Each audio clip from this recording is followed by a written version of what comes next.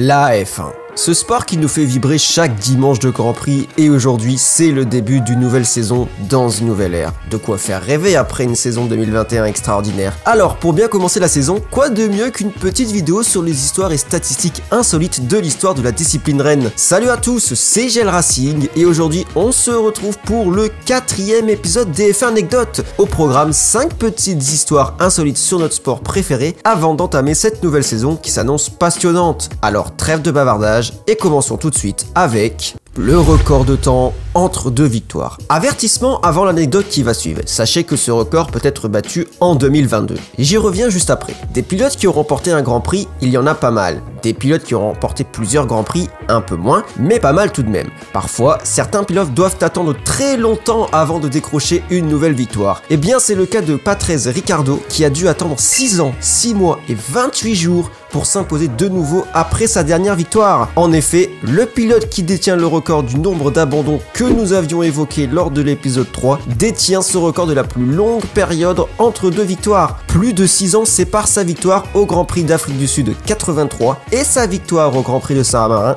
1990. Comme quoi, tout est possible après 6 ans. Mais alors, pourquoi je vous ai dit qu'en 2022, ce record pouvait potentiellement être battu? Eh bien, si L-Plan fonctionne, si Alonso s'impose en 2022, il pourrait faire monter ce record à 8 ans, même 9 ans en fonction de la date. Bon, bien sûr, ce n'est que pure spéculation, mais qui sait, au soir de cette vidéo, cette stat sera peut-être déjà dépassée.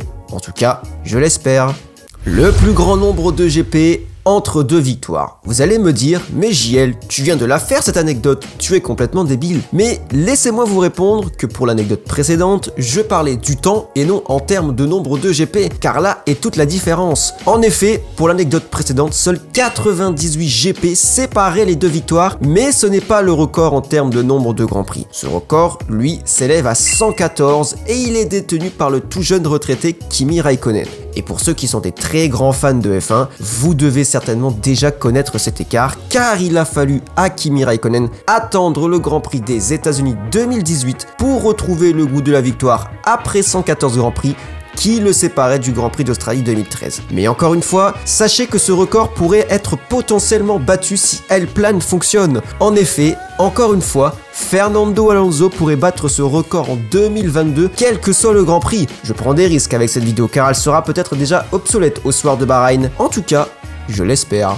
Le trio le plus fréquent sur le podium. Le podium, cet endroit si convoité des pilotes, mais bien souvent, on retrouve les mêmes pilotes sur ces trois marches mythiques. Et à l'aube de la saison 2022, je voulais revenir sur le trio que l'on a le plus souvent aperçu sur un podium de F1. Avec le nombre sans cesse grandissant du nombre de GP par saison, il est fort probable que cette statistique soit obsolète dans les années à venir, mais au départ de cette saison 2022, sachez que le trio que l'on a le plus souvent aperçu sur ces trois marches fut constitué de Lewis Hamilton, Max Verstappen et Valtteri Bottas que l'on a déjà vu à 20 reprises. Cette statistique permet aussi de mettre en évidence la domination de Mercedes dans l'ère hybride, mais également la constance d'un Max Verstappen depuis son arrivée chez Red Bull en 2016.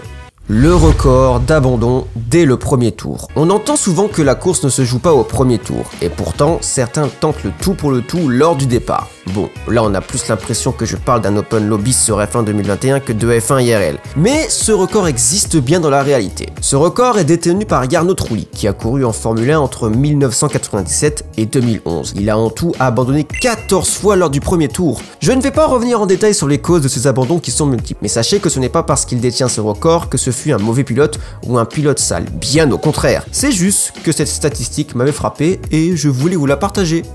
La première victoire dès le premier Grand Prix. Qui n'a jamais rêvé de remporter son premier Grand Prix dès sa première course en Formule 1? Eh bien sachez qu'ils sont au nombre de 3.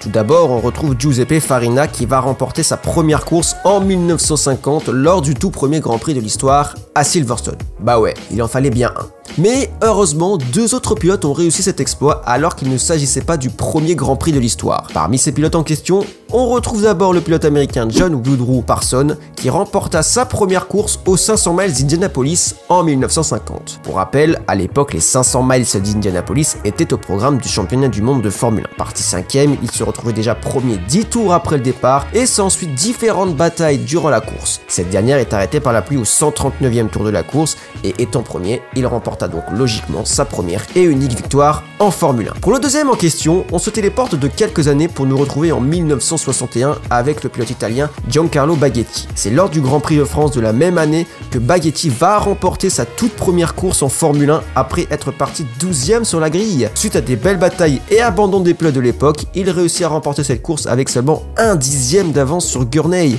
Malheureusement pour lui, sa carrière ne sera pas à l'image de sa première course car il ne réussira qu'à marquer quelques petits points et un meilleur tour en Italie lors de l'année 61. Comme quoi, il ne faut pas se fier à la première impression. Et bien voilà, c'est ici que se termine cette vidéo, j'espère qu'elle vous aura plu. N'hésitez pas à me dire si je vous ai appris des choses sur l'histoire de la Formule 1. N'hésitez pas à me faire part de vos anecdotes sur l'histoire de ce sport dans l'espace commentaire ou sur les différents réseaux sociaux qui s'affichent dans la description. N'hésitez pas à vous abonner à la chaîne et à liker les vidéos si vous souhaitez contribuer à l'évolution de cette série. Vous pouvez également me rejoindre sur mon serveur Discord pour venir discuter, pour découvrir mes mods sur F1 2021 et plein d'autres choses. En tout cas, c'était GL Racing. Moi je vous dis à la prochaine. Bye les amis!